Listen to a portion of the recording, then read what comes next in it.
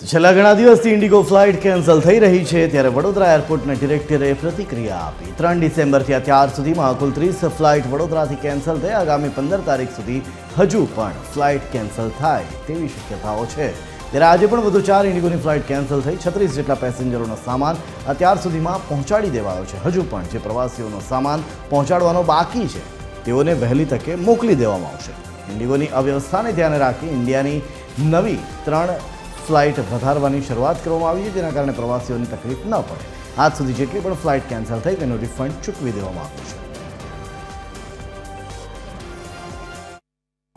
pan India में Indigo की बहुत फ्लाइट कैंसिल हो गई हमारे मेजर इफेक्ट हुआ 4 तारीख और 5 तारीख को 4 तारीख को 6 फ्लाइट कैंसिल हुआ और 5 तारीख को 9 फ्लाइट कैंसिल हुआ डिले हुआ था 9 फ्लाइट और 2 फ्लाइट अभी 2 दिन से 90% रिस्टोर हो गया आज के दिन में 4 फ्लाइट कैंसिल हुए